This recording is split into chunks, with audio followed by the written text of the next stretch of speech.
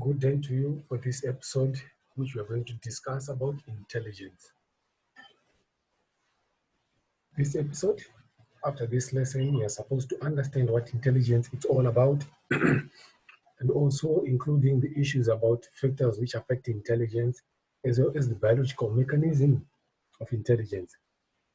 So, for now, we are now looking at the definition of intelligence, which is written here and propounded, which means intelligence is seen as the capacity for logic, capacity for understanding, and capacity for self-awareness, learning, emotional knowledge, as well as reasoning, planning, creativity, and problem solving.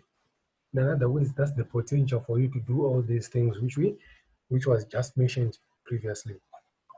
So, in another simple term, is the potential or the capacity for you to think, reason clearly, as well as to act purposefully in adapting to environment and pursuing your own goals. So that's intelligence. And looking at the history of intelligence scales, which start from French government, assigned Alfred Binet. Alfred Binet was assigned by the Education Ministry just to come up with a test which can distinguish retarded and also and bright students. And also, this was meant to help, and also was meant for the educationists so that they will understand how to implement some teaching skills among other students who are able to manage and who are not able to manage. And also, by this German psychologist, William Stein propounded what they call intelligence quotient, which is measured as mental age against chronological age times 100. So mental age, that's the mental capacity or the mental age of an individual. The chronological age, that's the age of the person. That is the age of the person. Yeah. Now looking at the biological mechanisms of intelligence, there are quite a number of factors which were propounded, or a number of factors which were suggested and were tested and looked into, which refers to brain size, sensory ability, speed and efficiency of neural transmissions, as well as working and memory capacity. So the brain size, they are looking at the thickness of the brain cortex. The thickness of the brain cortex, some other ways they may mention about millimeters, 2.2, yeah, 2 point something millimeters, the brain thickness. So this brain thickness is also influenced, which is written here, which is, yes, which is written here, like studies measure the brain volume using neuroimaging techniques. That was the issue. So that they also propound the issue of smarter people have bigger brains through these what neuroimaging techniques. And also they correlate with intelligence as well with intelligent quotient. And also there was a correlation with the brain size and also number of neurons, which means the more you stimulate the brain as you are growing up, the more it becomes thick, and also the more the number of neurons in the brain, and then also operational for intelligence. It is also to remember this correlation of findings and also to understand the influence of what? Of brain size. Coming also looking at the working memory capacity, that's the memory now. How does the working memory capacity tends to play? How can it accommodate as well as your memory? Whilst we are working through day-to-day activities, our memory is also working. So the betterment of our memory and also the betterment of the efficiency or speed of neurotransmission, it also helps us to figure out things quickly. Yes, and then looking at also other varieties of intelligence which were propounded, which were suggested, sorry, which were suggested looking at the from the level of 120.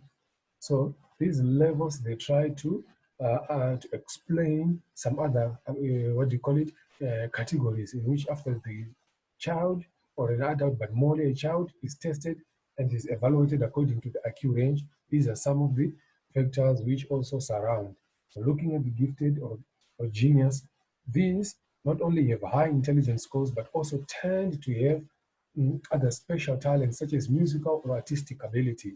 So it doesn't mean that going to school and have a degree you are intelligent, but can also explain how much intelligence you also possess. And looking at the average or normal intelligence, which they say able to acquire reading arithmetic skills, to about college level. That's when you reach at 90 to 105. So which means you can invent things from there and upwards. And then comes to below 70 and also below 35, where mental retardation is now being explained. So looking at factors which influence intelligence or which affect intelligence, looking at heredity and also environment.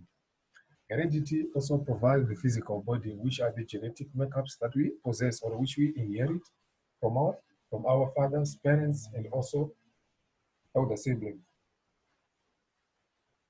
Morely like a generational thing. And then the environment also shapes that maturation and training of the organism. So heredity and environment, if we come back to the size of the brain, when they say also nutrition plays a role in the growth of a person or in the development of what? Of such a brain. That also comes to environment. Some of the environment provides for the organism to mature, some stimulations, some cultural principles. I'm sure we're going to look at those things. So environment also, which comes with nutrition, health, also stimulates the change and also stimulus. So a quiet environment and a child who grew up in a very quiet environment or who is isolated and the child who grew among others, there's a difference within their growth and development, like cognitive development, social motor skills as well. They also influence the potential or the capacity of one person to become intelligent in future. So, and also other things which comes to environment like better homes, school, medical facilities, and also less economic discrimination. It can also help the ability or provide the means for achieving a mental able population. Such things are also provided there and also health being influence our brain or influence our health. Then comes to age, which is looked into here. Like the growth of intelligence can continue through the early 20s. So which means age also tends to influence. There are some children who are bright in childhood and tend to remain such like that during the lifetime. But it also depends. The environment can influence as the child grows and grows and grows. Like maximum from at 10 up to 20 years, where some of those things start to appreciate and remain stable in another 10 years to come, as then start to depreciate as you grow older and older, since the brain starts to shrink due to a number of things. And then comes the issue of race and nationality. The issue of race also comes, let me highlight, the difference existing between families are due to environment. The difference in races are also due to opportunity for training in early years. So with the race and nationality, it can also influence how a person can be trained and also how an intellectual capacity of that race can also accommodate. Coming back to our age, our elders, they used to mention about the issue of like a girl child should not surpass this level of education. That race and what and nationality can also influence, isn't it? Yes, but that point can come into cultural aspect, but under issues of racial nationality can also influence, like if your race or your nationality is a minority, there are some other factors which may not be provisioned to you, coming to health. There are some other issues like political scenarios which can also influence for the deprivation of other things, which can influence the environment of a person to become more intelligent in future. And also deprive the issues of training and learning among those people or among those children growing up. Then comes to culture. And they also say answer in intelligent test question are highly cultural. So it depends with culture whom you deem as intelligent. There are some other things that cultures they may not possess, other things that cultures they may also acknowledge. In another culture, they are less acknowledged. A highly emotional intelligent person, in virtue among Bantu cultures, is a very sociable person, a person who is less to anger, and the person who doesn't express much anger upon themselves. And also in another cultures, the person who's quite more fair and more generous and also who's able to speak out is also included as an emotional intelligent person. It depends also with culture. And also culture comes with the degrees of personal attitudes and abilities. Some other cultures, they limit things which we mentioned before of girl child. Our girl child used to be deprived of certain things. It depends to the culture and also the growth of that era in time. And also, it also influenced the intelligence of the people who grew up older among the boy child who were also given the responsibilities. Coming to health and physical development, this one is as it says, the health of a person, a sick child may also experience some problems in also growing with their brain development. And also physical development, sometimes some kids are physically handicapped or they are born with mental problems and diseases. They also influence the intelligence of a person since the brain may affected and may not develop fully. And also looking at the issues of sex, then sex, it also may relate to culture since there's a popular belief that boys are more intelligent than girls.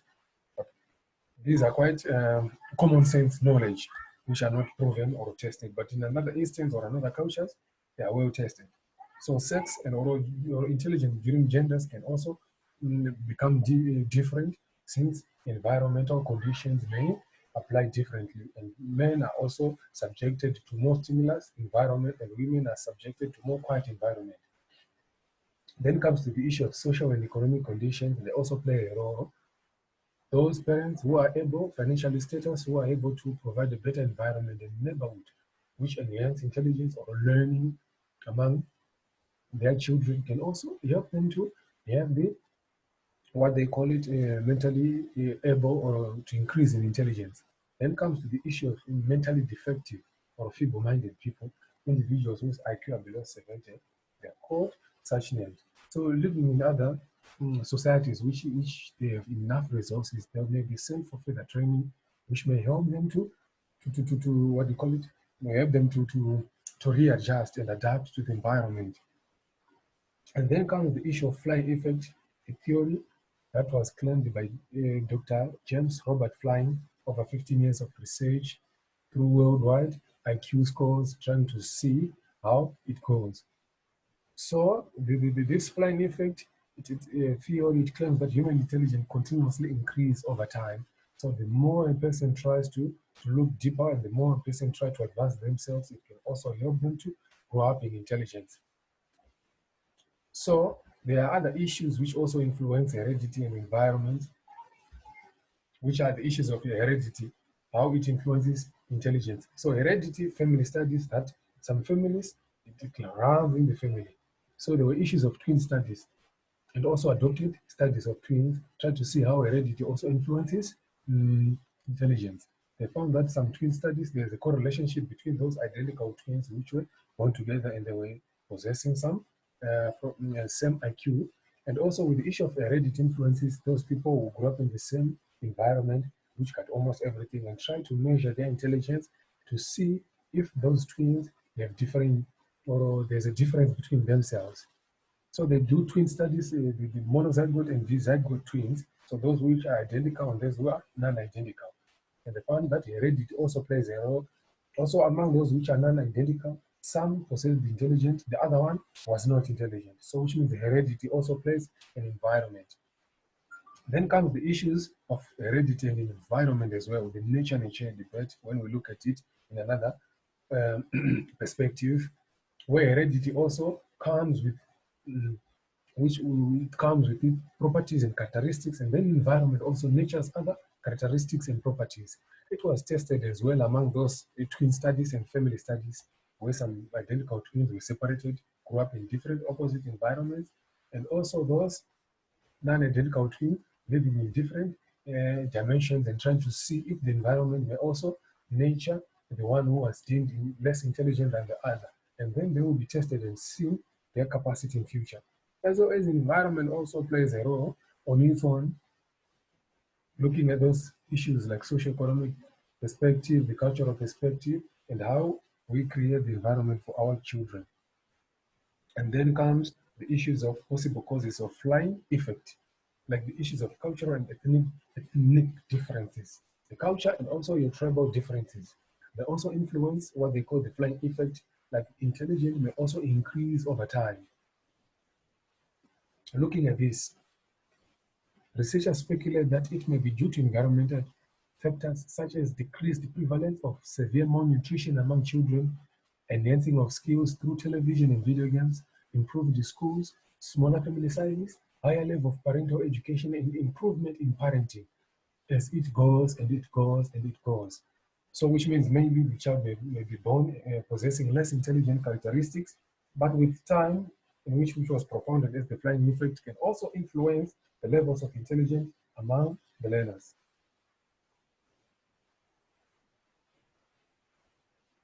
Then comes the issues of twin studies, the nature-nature debate. So after this lesson, the question that we pose is how nature-nature debate can also try to reveal the issues of intelligence, or how intelligence is influenced by nature versus nature. That's the question that we impose upon this lesson. We will meet you next time, and the next lesson is going to look at the theories of intelligence, as well as other scenarios which may arise among intelligence. You have a wonderful day.